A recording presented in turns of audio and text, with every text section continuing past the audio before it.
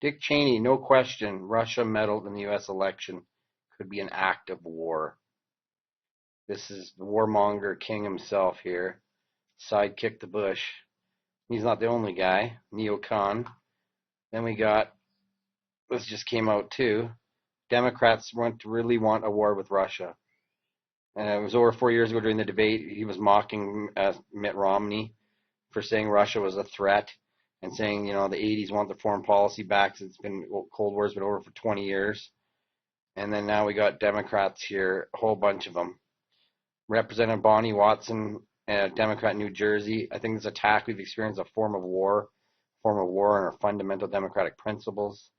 And you got another one here, Democrat California. I actually think their engagement was an act of war, an act of hybrid warfare. This past election, our country was attacked. We were attacked by Russia. Another Eric Swalwell, Democrat from California. So you got people ratcheting up the rhetoric here, Democrats and Republicans. And we got this going on. Planned Russian exercises in September, so NATO worries. Biggest Baltic exercises ever come at the same time as drills in Sweden. They just started their nuclear refurbishing and restarting all their nuclear bunkers. They're restarting the conscription.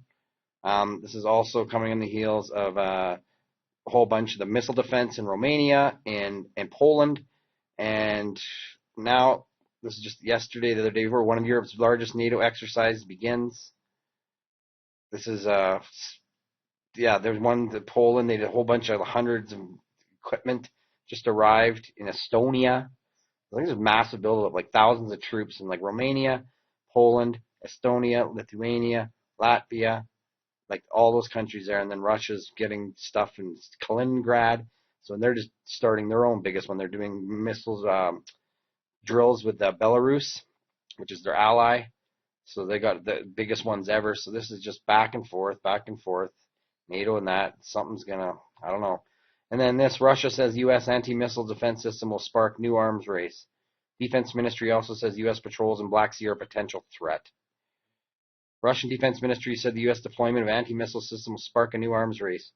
It's a threat to world security designed to contain Russia and China. The presence of the global anti-ballistic missile system lowers the threshold for the use of nuclear weapons because it gives the U.S. the illusion of impunity for using strategic offensive weapons from under the protection of the ABM umbrella.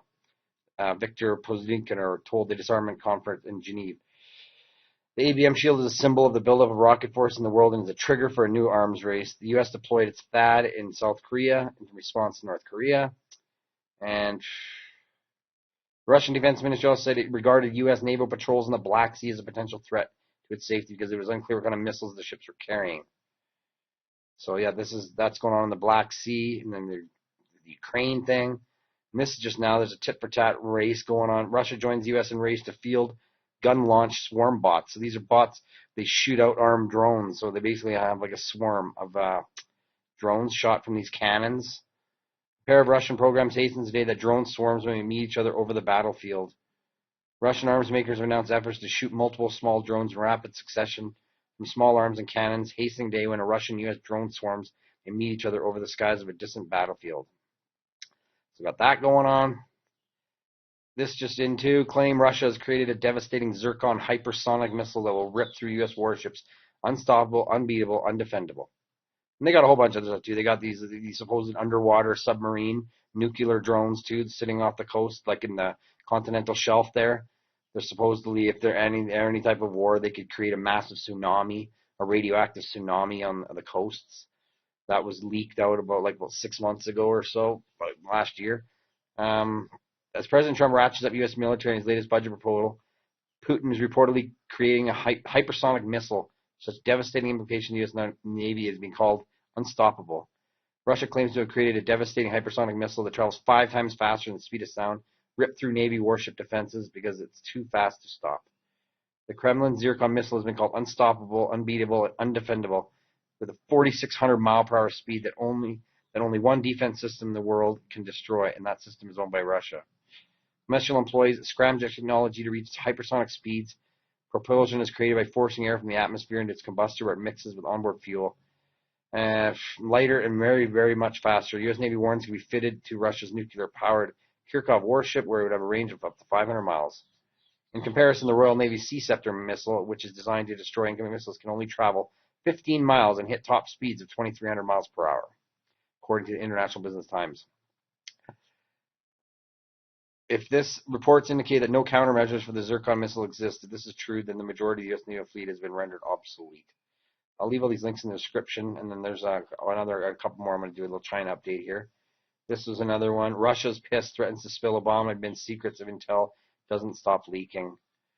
So this is another interesting article here too. I guess there's been a bunch of secrets. I remember one time Medvedev or whatever, and Obama before his re-election, he got caught on the open mic saying after my election, we can discuss stuff. So he was like, has a bunch of secret stuff that Russia, they basically got secret stuff too, and they're like, don't release our stuff, and we won't release yours. It's like a mutual secret agreement type thing. And now because Obama, they think that Obama is responsible for all these leaks, or people that are aligned with him, or maybe not him directly, but people that are leaking stuff with all these leaks that are coming out against Trump and stuff. So now they're getting pissed. And like, we're going to start releasing your secrets. So that's not good. And then I got a China update here. China can deploy warplanes on artificial islands anytime, according to a new think tank study. China appears to have largely completed a major construction. The military infrastructure on the South China Sea can deploy combat planes, military hardware anytime.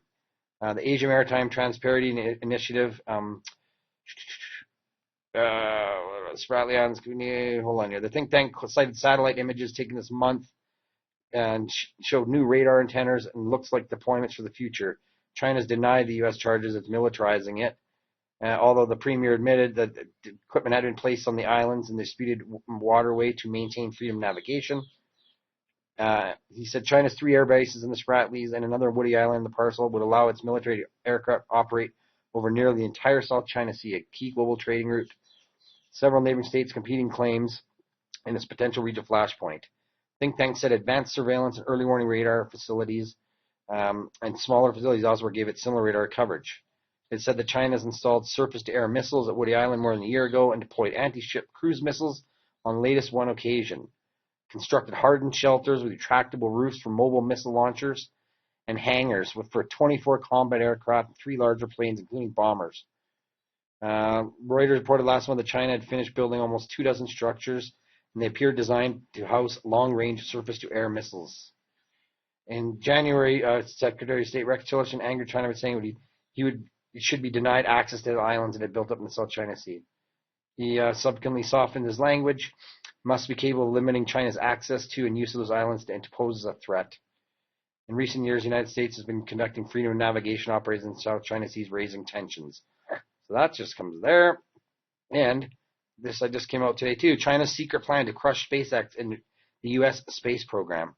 China's breakneck economic expansion may be flagging, but the country's ambitions in space show no signs of slowing down.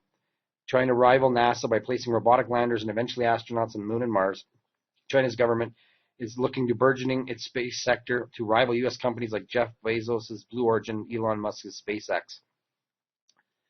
Though Chinese space authorities publicly announced the country's ambitious plans to forge itself into a major space power by the early 2030s, President Xi Jinping's government is considering ways to direct spending that will push Chinese tech companies towards breakthroughs in downstream technologies like robotics, aerospace, artificial intelligence, and other 21st century technologies. Majority of China's space ambitions focus on boosting Chinese prestige at home and abroad, but a push within his government triples spending on space, as well as emergence of a small but growing group of relatively backed space startups. Chinese industry and government see long-term economic benefits in their investments. So, I'm sure they're launching all kinds of little secret satellites and weapons and stuff up there, little secret payloads and things. But anyways, I will leave all these in the article, all these article links in the description. Let me know what you guys think. Thanks for watching, and take care, everyone. God bless. Have a great day. Bye.